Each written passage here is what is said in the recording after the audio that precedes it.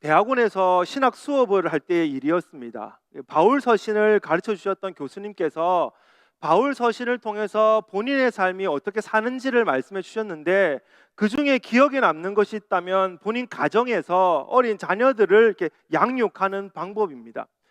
두 가지 정도가 기억이 나는데요. 첫 번째는 TV 시청을 할 때 이제 일주일에 세 가지 프로그램만 자녀들에게 시청을 할 수 있게 해준다고 합니다.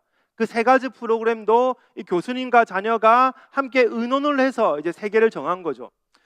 만약에 프로그램을 바꾸고 싶다, 이제 새로운 TV 프로그램으로 갈아타고 싶다라고 하면 어떤 것을 보고 싶은지, 어떤 것을 빼고 싶은지를 아버지, 어머니에게 이야기를 해야 되고, 온 가족이 함께 그 TV를 시청을 하고 봐도 되겠다라고 하는 것이 생각이 들면 이제 TV 프로그램을 바꿀 수 있다라고 합니다. 일주일에 3개 프로그램이니까 3시간만 보는 거죠. 그러면 한 프로그램이 끝나면 이제 자동으로 전원을 본인이 끄고 이제 공부하러 자리로 돌아가야 되는 겁니다. 또 한 가지 기억에 남는 건 이제 자녀가 물건을 가지고 싶을 때였습니다. 그것이 왜 필요한지를 이제 부모에게 와서 이야기를 하고, 부모가 생각이 들었을 때 그래 너에게 필요하구나 라고 생각이 들면 그 물건을 사도록 허락을 하는데, 부모가 이제 100% 돈을 지불해서 사주지는 않는다고 합니다. 용돈을 모으든지 어떻게 해서는 가지고 와서 몇 대 몇을 서로 정해서 이 물건을 살 때는 네가 몇 프로, 내가 몇 프로, 그렇게 해서 이제 한 개의 물건을 가질 수 있게 된다고 하죠. 이런 내용을 막 나누니까 이미 결혼을 해서 자녀를 두고 있는 동기들이 막 난리가 났습니다. 아니 교수님, 그게 말이 됩니까? 그게 가능한 일입니까? 애가 어떻게 TV를 1시간만 보고 그 프로그램이 끝났다 그래가지고 자동으로 TV를 끄고 책상에 앉아서 공부를 합니까? 이 말이 안 됩니다. 일주일에 3시간만 보는 게 말이 안 됩니다. 아니, 장난감 사달라고 떼쓰고 막 백화점에서 들어놓고 울고 난리를 치는데, 그에 붙잡고 어떻게 서로 상의를 하고, 야 니는 얼마 갖고 와라, 나는 얼마 줄게, 그렇게 해서 그 장난감을 사주고, 이게 말이 됩니까? 막 그런 질문들이 막 터져 나오기 시작했습니다. 여기저기서 막 그 질문들이 막 난리가 났습니다. 당시에 저는 결혼을 하지 않은 상태였기 때문에 저는 교수님의 가정에 충분히 이해가 되었습니다. 아니, 저는 버릇없는 학생들은 이렇게 목회 서신을 가르쳐 주시는데 왜 저를 앉아가지고 말도 안 되는 질문들이나 던지고 있냐, 아니 목사라고 하는 것들이 어떻게 저렇게 생각밖에 못하냐, 저 가정을 어떻게 세웠길래 저렇게 살아가고 있냐, 이제 그렇게 속으로 생각을 하고 있었죠. 그리고 한 15년쯤 지났을까요? 그 목사님들이 왜 그렇게 막 난리를 치고 격분을 해서 교수님께 대어들었는지를 누가 알려주지 않아도 충분히 이해가 됩니다. 하루하루의 삶이 그 질문들을 왜 던졌는지를 너무나 잘 이해하고 있는 삶을 살아가고 있습니다. 자녀를 양육하는 일, 결코 만만한 일이 아닙니다. 우리 청년들은 막 장년들 보면서 주의 가정을 세워보고 싶다, 믿는 자들과 결혼해서 아름다운 가정 세우고 싶다 막 그러지만, 네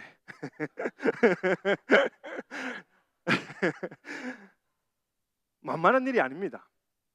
부모들과의 소통, 아인의 부모를 두고 있는 우리 청소년들이나 우리 청년들이 저에게 눈으로 다 대답하고 있지 않습니까?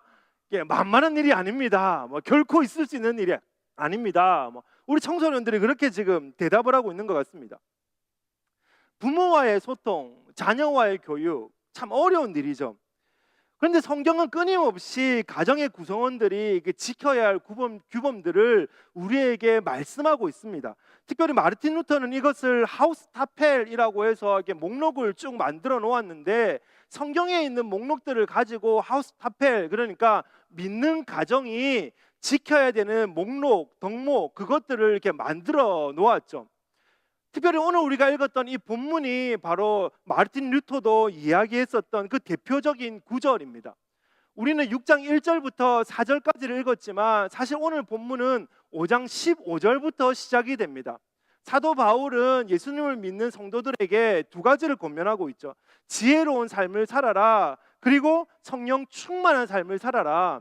지혜로운 삶을 사는 것, 성령 충만한 삶을 사는 것, 이것은 분리된 이야기가 아닙니다. 성령 충만한 삶을 살면 지혜로운 삶을 살아갈 수 있습니다. 그리고 이어서 5장 19절부터는 성령 충만한 삶이 무엇인지를 말씀하고 있는데, 우리 5장 19절부터 21절까지 말씀입니다. 시와 찬송과 신령한 노래들로 서로 화답하며 너희의 마음으로 주께 노래하며 찬송하며 범사에 우리 주 예수 그리스도의 이름으로 항상 아버지 하나님께 감사하며 그리스도를 경외함으로 피차 복종하라. 긴 구절이지만 크게 보면 두 가지입니다. 찬송과 감사, 그리고 피차 복종. 찬송과 감사, 피차 복종, 이것이 바로 성령 충만한 삶을 살아가는 사람의 모습이라는 겁니다. 찬송과 감사는 너무나 잘 알겠는데 피차 복종, 이게 무슨 말인가 라는 생각이 아마 드실 겁니다. 복종하라 라고 하는 것, 복종이라는 것은 잘 알고 계시지 않습니까? 자신을 타인보다 아래에 두는 모습, 그것이 바로 복종입니다. 그런데 오늘 본문에서 말하는 복종은 단순히 나를 아래에 두는 그 모습이 아니라 자발적으로 아래에 두는 모습, 그것을 말씀하고 있습니다. 힘이 센 사람을 만나면 어쩔 수 없이 복종해야 되는 것, 사회적인 제도에 의해서 어쩔 수 없이 내가 약자이기 때문에 억지로 굽혀야 되는 것, 그런 복종을 말하는 것이 아니라 자발적인 복종, 타인에 의한 복종이 아니라 자발적인 복종, 그것을 말씀해 두고 있죠. 그런데 그런 자발적인 복종을 어떻게 하라고 합니까? 피차, 서로 누구는 높고 누구는 낮기 때문에 낮은 사람만 복종하는 것이 아니라 서로가 복종을 해야 돼. 서로가 자발적으로 복종을 해야 돼. 오늘 성경은 그것을 말씀하고 있다는 겁니다. 이것은 평등보다 더 높은 가치입니다. 자신의 권리를 포기하지 않고 나의 뜻을 굽히지 않으면 절대 할 수 없는 일입니다. 내가 더 낮은 자의 자세를 가지고 자발적으로 나아가는 것, 그리고 서로가 서로를 그렇게 나아가는 것, 이것은 일반 사회에서는 있을 수 없는 일입니다. 어느 단체에서, 어느 회사에서, 어느 학교에서 자발적으로 복종하는 일이 어디에 있습니까? 이것은 사회에서는 있을 수가 없는 일입니다. 그렇기 때문에 성령 충만해야만 가능한 일입니다. 성령의 압도를 당하고 성령이 내 삶을 이끌어 주셔야만 자발적인 복종이 나타난다는 것이죠. 그래서 성령 충만한 사람이 지혜롭게 사는 사람이고, 그 사람이 바로 자발적으로 복종하는 사람이라는 겁니다. 그 사람들의 모임이 서로가 서로에게 복종하고 살아가는 것, 그것이 바로 그리스도인의 삶이라는 거죠. 그런데 이제 그 밑에서는 그러면 누구에게 피차 복종해야 되는가? 누구에게 내가 자발적으로 복종해야 되는가? 그것을 말씀하고 있는데 세 분류를 말씀합니다. 남편과 아내, 부모와 자녀, 상전과 종, 그러니까 보스와 나, 선생님과 나, 사회적으로 높낮이에 있는 사람들, 그들이 바로 서로 피차 복종하면서 살아야 되는 관계다, 그렇게 말씀하고 있죠. 사실 이것은 인간관계를 맺고 있는 가장 기본적인 단위입니다. 부모님과 자녀, 그리고 남편과 아내, 높은 사람과 낮은 사람, 가장 기본적인 기본적인 단위, 우리가 흔히 만날 수 있는 그런 단위들이죠. 그런데 사실 잘 생각을 해보면 이 관계만큼 함부로 대하기 쉬운 관계도 또 없는 것 같습니다. 부모와 자녀, 남편과 아내, 그리고 회사에서 상사와 부하. 남편과 아내라고 하는 것이 예수 그리스도께서 우리 교회의 머리이신 것처럼 남편은 머리이기 때문에 그렇게 피차 복종해야 되고, 또 아내라고 하는 건 예수 그리스도께서 자신의 몸인 교회를 목숨을 다해서 지켜내셨던 것처럼 나의 아내를 그렇게 목숨을 다해서 사랑하고 지켜내야 하기 때문에, 그래서 서로 복종하는 그런 관계로 나아가야 되는데, 과연 가정에서 이런 일이 일어나고 있습니까? 남편이 머리이기 때문에, 또 남편은 아내를 내 몸보다 더 사랑하고 내 몸보다 더 지켜야 되기 때문에, 그래서 피차 복종하는 그런 관계로 오늘 우리 가정이 그렇게 돌아가고 있습니까? 회사에서의 상사와 나도 마찬가지 아닙니까? 친구와의 관계도, 학교에서 선생님과의 관계도, 후배와의 관계도 우리 어떻게 살아가고 있습니까? 피차 복종하는 것, 나의 뜻을 굽히고 나의 생각을 굽히고 상대방보다 나를 더 낮게 생각하는 그런 모습, 자발적으로 그렇게 나아가는 모습이 필요하다라고 말씀하시는데, 과연 우리는 공동체 속에서 우리 회사에서, 학교에서 그런 삶을 살아가고 있습니까? 같이 사역을 한다고 하면서 내 뜻은 절대 굽히지 않고 상대가 굽혀주기를 바라고, 마치 대화를 하는데 벽과 대화를 하는 것 같은, 회사에서 내가 보스 눈치를 보지 않으면 내가 잘릴 수도 있으니까 어쩔 수 없이 굽히며 나아가는 것, 존경은 하지는 않지만 그래 눈은 깔아줄게, 그런 생각으로 회사 생활하는 것. 학교에서도 마찬가지로 우리는 그런 자발적인 복종이 이루어지고 있습니까? 부모와 자녀가의 관계도 마찬가지 아닙니까? 자발적인 복종이 이루어져야 된다고 하는데 과연 부모와 자녀, 자녀와 부모, 이게 자발적인 복종이 이루어지고 있습니까? 특별히 5월을 시작하면서 우리 한국에서는 가정의 달이라고 하는데, 저는 특별히 오늘 이 말씀, 부모와 자녀 간의 그 자발적인 복종, 이것이 좀 무엇인지를 좀 생각해 봤으면 좋겠습니다. 사실 제가 오늘 말씀을 묵상하면서 그 답을 같이 찾기를 원한다라는 생각으로 이렇게 말씀을 준비하는데 사실 우려되는 것이 있습니다. 오늘 설교를 이렇게 반쪽만 듣고 가셔가지고 엄마 목사님 설교 들었지? 너 목사님 설교 들었지? 왜 있었으면서 몰라? 반쪽만 듣고 가셔가지고 막 가정에서 서로 찌르는 그런 설교가 아니기를 간절히 바랍니다. 남들이 아니 나에게, 저는 한국에 계신 양가 부모님에게 자녀로서, 또 우리 아이들에게는 부모로서, 여기 계신 부모들은 또 부모로서, 또 자녀들은 자녀들로서 서로에게가 아니라 나에게 주시는 그런 말씀을 듣고 우리 가정이 정말 자발적으로 피차 복종하는 그런 가정이 되시기를 간절히 바랍니다. 첫 번째로 우리가 생각해 볼 것은 자녀는 주 안에서 순종해야 한다는 겁니다. 어느 시대나 어느 사회에서나 마찬가지지만 자녀가 부모에게 순종하고 공경하는 건 당연한 일입니다. 근데 성경은 단순히 순종을 말하는 것이 아니라 주 안에서 순종해야 된다, 그렇게 말씀하고 있죠. 그럼 주 안에서라고 하는 게 무엇입니까? 이 주 안에서라고 하는 단어를 한 두 가지 정도로 생각해 볼 수 있습니다. 첫 번째는 그 하나님의 통치 안에서, 예수 그리스도의 통치 안에서라는 말입니다. 예수 그리스도께서 우리의 주인이신 것처럼, 하나님이 우리의 주인이신 것처럼 그렇게 부모에게 순종하라는 겁니다. 그런가 하면 또 한 가지는 주님께 하듯이, 하나님께 하듯이 그렇게 순종하라는 겁니다. 특별히 제가 세 분류를 말씀드렸는데, 부모와 자녀가의 관계 속에서는 주 안에서라고 이야기를 하고, 아내와 남편 그리고 상전과 종은 주께 하듯이라고 그렇게 표현을 하고 있습니다. 그러니까 오늘 말씀도 아마 동일한 선상에서 놓고 보면 부모가 자녀에게, 특별히 자녀는 부모에게 주께 하듯이 순종하라라고 해석을 해도 무방할 것 같습니다. 이 두 가지를 합치면 쉽게 말해서 우리의 통치자이신 하나님께 하듯이 부모에게 하라는 겁니다. 왜냐하면 우리의 부모가 하나님의 대리인이기 때문에 그렇습니다.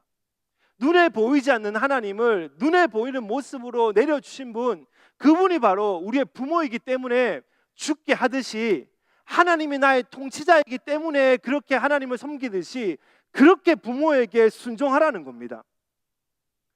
한국의 역사에는 재밌는 역사들이 참 많이 있습니다. 알에서 사람이 태어나기도 하고 곰이 사람이 되기도 합니다.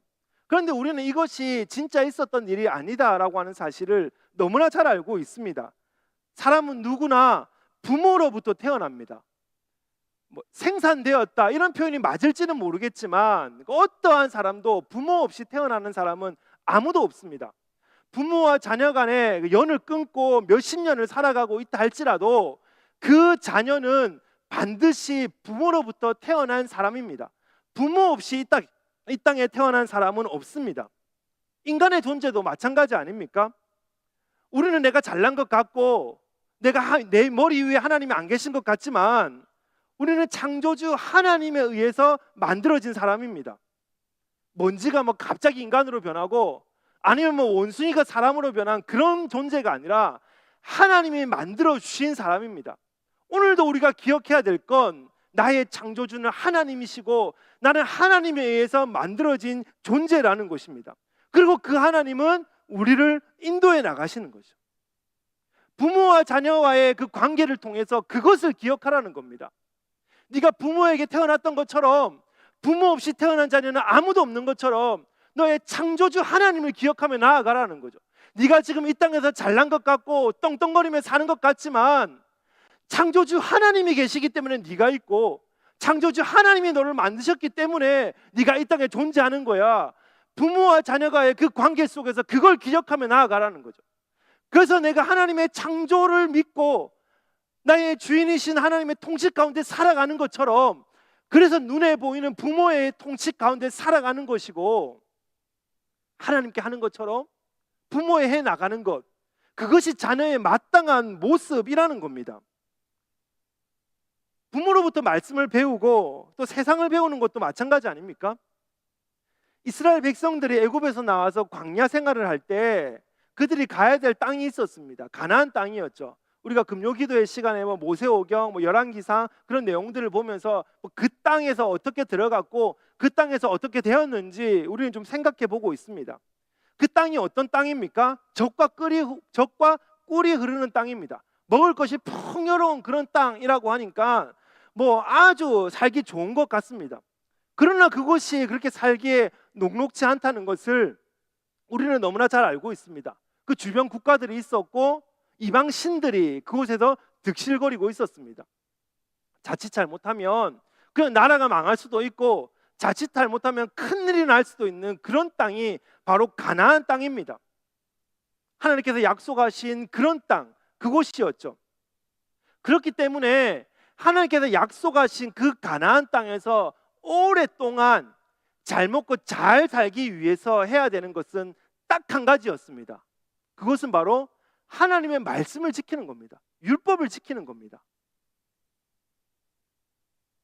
출애굽해서 광야 생활을 하고 있을 때 하나님께서 내려주셨던 그 십계명, 레위기를 통해서 내려주셨던 그 율법들, 그것을 가나안 땅에 들어가서 온전히 지키며 살아갈 때 그때 이들은 잘 되고 잘 살 수 있었습니다.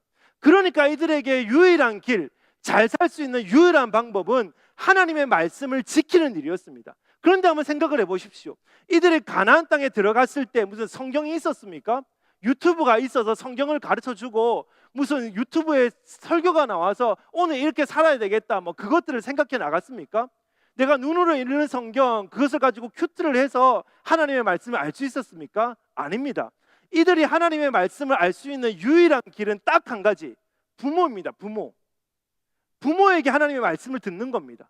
부모로부터 하나님의 말씀을 배우는 겁니다. 그리고 그 말씀을 실천하며 살아가면 잘 되고 장수하는 것이고, 그 말씀을 실천하지 않으면 나락으로 가는 거죠. 다른 나라에 의해서 침략을 당하고 멸망을 당하고 우상 숭배나 하면서 살아가고, 그래서 하나님으로부터 괴로움을 당하게 되는 그 일들을 하며 살아가는 겁니다. 이스라엘의 역사가 그랬습니다. 그러니까 부모는 하나님께서 우리에게 말씀을 가르쳐 주시는 그런 창구였습니다. 내가 오랫동안 살 수 있는 방법, 내가 잘 살 수 있는 방법, 그 유일한 방법은 부모의 말씀을 순종하는 거죠. 그래서 3절의 말씀에 뭐라고 말씀합니까? 이로써 네가 잘되고 땅에서 장수하리라. 땅에서 잘되고 장수하고 싶냐? 네가 그 약속의 땅에서 잘 살고 싶냐? 그러면 부모의 말을 들어야 돼. 하나님의 말씀을 가르쳐주는 유일한 창고인 부모의 말을 들어야 돼. 그것을 말씀하고 있다는 겁니다. 그러니까 부모가 진리에서 벗어난 삶과 진리에서 벗어난 말을 하지 않는 이상 우리는 부모의 말을 들어야 되는 것이 당연한 일입니다.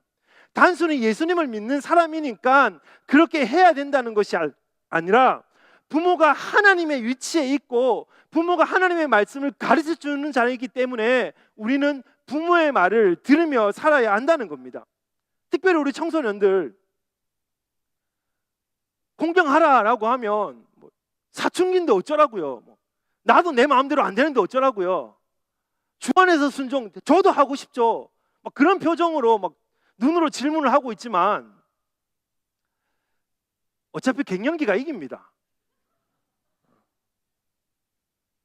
주님의 말씀이기 때문에 주 안에서 순종하며 나아가는, 그래서 가정의 평화를 찾는 우리 청소년들, 우리 자녀들 되시기를 바랍니다. 그런가 하면 두 번째로 우리 부모에 대해서는 성경이 이렇게 말씀하죠. 부모는 주의 교훈과 훈계로 양육하라, 그렇게 말씀하고 있습니다. 6장 4절 상반절 말씀입니다. 또 아비들아 너희 자녀를 노엽게 하지 말고, 이게 아비들아라고 이야기를 하죠. 아버지를 이야기합니다. 아버지에게 이야기하면서 노엽게 하지 말라, 화나게 하지 말라, 그렇게 이야기를 합니다. 왜 아비들아라고 이야기를 하냐면 그 당시에 집에서 아버지의 위치가 상당했기 때문에 그렇습니다. 그 헬라 세계나 그 로마 사회에서 가장은 자녀들에게 대해서 엄청난 권력을 가지고 있었습니다. 1세기 그리스도인의 하루 이야기라고 하는 그 책을 보면 그 당시에는 아내가 남편에게 어떤 것을 요구하는 것도 허용이 되지 않았습니다. 그러니까 자녀들에게는 어떻겠습니까? 그냥 자기 마음대로 힘을 휘두르는 겁니다. 장애를 가진 자녀가 태어나면 죽여도 무방했습니다. 딸을 노예로 팔기도 하고 마음대로 자녀들을 자신의 물건처럼 그렇게 취급했었던 상태, 그때가 바로 이 시대의 아버지의 모습이라는 겁니다. 자녀가 성인이 된다고 해서 특별히 대접이 달라진 것도 아닙니다.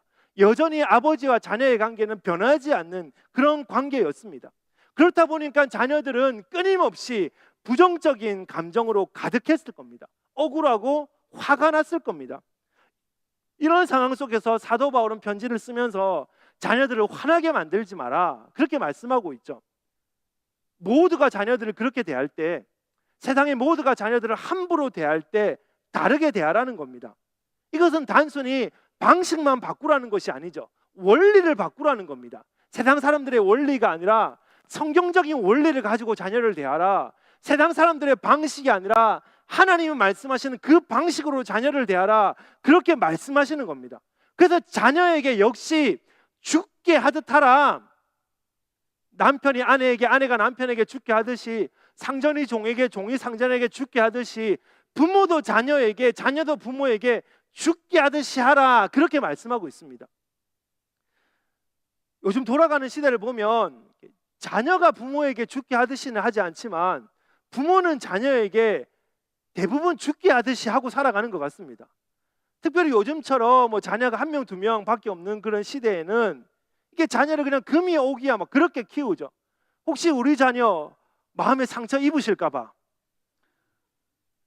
혹시 근심하실까 봐 죽게 하듯이 제일 좋은 걸로, 남들이 우리 자녀들 상처 입지 못하게, 그게 이 땅을 살아가는 우리들의 모습입니다. 그러니까 오늘 말씀을 여기서 딱 끝이 내면 부모님들은 지금 잘하고 계신 겁니다. 말씀 잘 지키고 계신 겁니다. 죽게 하듯이 자녀들에게 하라. 노엽게 하지 마라. 자녀들을 상전처럼 대우하라. 근데 성경은 여기서 끝나는 게 아니지 않습니까? 아까 6장 4절 상반절을 읽었죠. 하반절이 있습니다. 뭐라고 말씀하고 있습니까? 주의 교훈과 훈계로 양육하라. 주의 교훈과 훈계로 양육하라. 교훈이라고 하는 건 어디로 가야 할지를 알려주라는 겁니다. 훈계라고 하는 건 잘못 가고 있으면 바르게 돌아올 수 있도록 어떻게 돌아오는지 방법을 알려주고, 그리고 바르게 돌아올 수 있도록 가르치라는 겁니다. 바르게 가도록 가르치고, 바르게 가지 못하고 있다면 바르게 갈 수 있도록 가르치라. 그것이 부모가 하는 일이다, 그렇게 말씀하고 있습니다. 그런데 그 기준이 무엇이냐? 그것이 바로 주입니다. 주의 교훈과 훈계. 주의 교훈과 훈계. 세상이 말하는 교훈, 여기로 가야 성공해, 이 길이 메인스트림이야.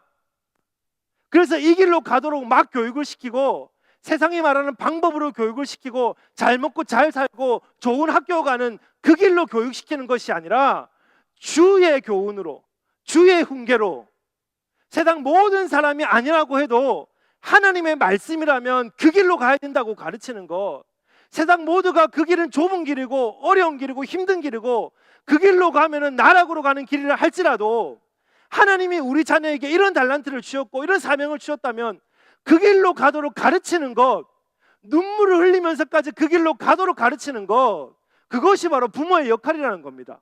세상 모두가 말하는 그 직업을 가지게 하는 것이 아니라 우리 자녀에게 맞는 직업을 말씀을 통해서 가르쳐주고, 우리 자녀에게 맞는 공부를, 전공을 성경이 뭐라고 말씀하시는지를 깨닫고 자녀에게 그 길을 가도록 하는 것, 그것이 바로 주의 교훈으로 자녀를 양육하는 것입니다.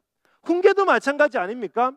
세상 모든 사람들이 바른 길을 간다고 말을 해도 그 길이 잘못된 것이라면 돌아설 수 있게 만드는 겁니다. 세상의 문화가, 세상의 방식이, 세상 살아가는 모양이 이렇게 가는 것이 바른 것이라고 얘기를 해도 성경대로 가는 길이 아니라고 한다면 우리 자녀를 돌이키게 하는 것, 그것이 바로 주의 훈계, 주의 말씀으로 훈계하는 겁니다. 때로는 아파도, 때로는 힘들어도, 때로는 자녀와 대화가 되지 않아도 끄집어내는 것, 그것이 주의 훈계입니다. 그래서 성경에는 이렇게 자녀를 교육하는 데 있어서, 특별히 훈계하는 데 있어서 중요한 도구가 있다고 말씀하십니다. 그 도구가 무엇입니까? 잠언 13장 24절입니다. 매를 아끼는 자는 그의 자식을 미워함이라, 자식을 사랑하는 자는 근실이 징계하느니라. 23장 13절이죠. 아이를 훈계하지 아니하려고 하지 마라. 채찍으로 그를 때릴지라도 그가 죽지 아니하리라. 독일 속담에 있죠. 설탕이 아니다. 비 맞아도 된다. 때려도 된다. 죽지 않는다. 그 속담이 여기서 나온 것 같습니다. 매, 채찍, 그냥 때려라 라고 말씀하시는 게 아니라 매를 들어라, 채찍을 들어라 라고 말씀하십니다. 그냥 때리는 건 그 아이가 잘못했을 때 바로 그것을 잡아주는 효과는 있지만, 때로는 아빠의 엄마의 감정이 들어가고, 때로는 아이들이 왜 맞는지를 이해하지 못할 때가 있습니다. 매를 찾고 매를 드는다는 것은 내가 이것이 논리적으로 맞는지, 성경이 맞는지를 생각해 볼 수 있는 시간을 가지고 그 기준대로, 주의 기준대로 그것을 행해라는 겁니다. 어떻게 되었든지 간에 매, 채찍, 자녀를 노엽게 하지 말고 주의 말씀으로 훈계하라라고 하는 가장 바른 방법이 매를 들라, 채찍을 들라라고 하는 말씀이라는 거죠. 저는 지금까지 자녀에게 2번 매를 든 적이 있습니다. 자녀를 양육하다 보면 많은 일들이 있는데 2번밖에 매를 안 들었어? 목사님은 선비야? 뭐 그런 표정으로 쳐다보시지만, 매를 드는 기준이 나름대로 저에게 있기 때문에 그냥 2번밖에 들 기회가 없었습니다. 제가 가진 것이 절대적인 기준은 아니지만 나름대로 성경적인 훈계라고 생각을 해서 한 3가지 정도 기준을 만들어 놓고 여기에 어기면 이렇게 매를 듭니다. 그 기준이 뭐냐면, 첫 번째는 예배를 드리지 않을 때, 예배를 부정할 때 나는 더 이상 예배를 드리지 않겠어요. 저는 오늘 다른 일이 있기 때문에 예배를 드리지 않겠어요. 그때는 매를 듭니다. 2번째는 거짓말을 할 때, 정직하게 말하지 않고 부모에게든지 선생님에게든지 뭐 친구에게든지 거짓말을 할 때, 그때는 매를 듭니다. 3번째로는 순종하지 않을 때, 부모에게 순종하라라고 분명히 말씀하셨는데 순종하지 않을 때, 그때 매를 듭니다. 근데 우리 부모님들도 잘 아시겠지만 이렇게 매를 든다는 것이 참 쉬운 일은 아닙니다. 매를 들고 그것을 휘두르면 그 강도만큼 나의 마음도 아픕니다. 자녀에게 아파하는 그 아픔 이상으로 부모에게도 아픈 일이 매를 드는 일이죠. 그렇기 때문에 부모들은 매를 들기 싫어합니다. 매를 들면 자녀도 아프지만 부모도 아픕니다. 우리의 아버지이신 하나님도 마찬가지입니다. 하나님은 성령을 통해서 우리를 교육시켜 주십니다. 오늘도 성령을 통해서 우리가 가야 할 길과 가지 말아야 할 길을 알려주십니다. 그래서 우리는 성령의 충만한 삶을 살아야죠. 그리고 그 성령을 통해서 훈계하십니다. 너는 지금 잘못 가고 있어. 이 길로 가면 안 돼. 그것을 우리에게 끊임없이 말씀하십니다. 그러다가 우리가 잘못 간다라고 하면 주님은 주의 방법으로 매를 드셔서 우리에게 말씀해 주십니다. 인류가 완전히 잘못 가고 있을 때, 인류가 잘 갈 기미가 전혀 보이지 않을 때, 그때도 주님은 매를 사용하셨습니다. 우리 아버지 되신 하나님의 매는 예수 그리스도셨고, 그 아버지이신 하나님께서 매를 휘두르시는 그 방법이 십자가의 사건이었습니다. 그래서 그 십자가의 사건은 우리도 아프지만 우리보다 아버지가 더 아프셨고, 그 십자가의 사건은 아버지께서 눈물을 흘리시며 슬퍼하셨던 그 사건이었습니다. 우리가 매를 드는 것처럼 아버지이신 하나님도 매를 드시고, 우리가 매를 들면 아파하는 것처럼 아버지이신 하나님도 아파하십니다. 그러나 하나님은 우리를 향해서 매를 들라고 말씀하시는 건 아버지의 마음을 알아야 하기 때문에, 자녀들이 하나님과의 그 관계 속에서 우리가 살아야 하기 때문에 오늘도 우리에게 매를 들고 주의 양육, 주의 훈계를 하기를 원하신다는 것입니다. 부모와 자녀와의 관계는 하나님과 우리의 관계를 눈으로 보여주는 귀한 교보제입니다. 오늘도 우리 가정 속에서 하나님과 나의 관계가, 부모와 우리 자녀의 관계가 될 때 우리 가정은 아름다운 천국이 될 것입니다. 자녀는 주 안에서 순종하십시오. 부모는 주의 교훈과 훈계로 양육하십시오. 그래서 아름다운 우리 가정이 천국을 이루는 그런 가정이 되시기를 간절히 바랍니다.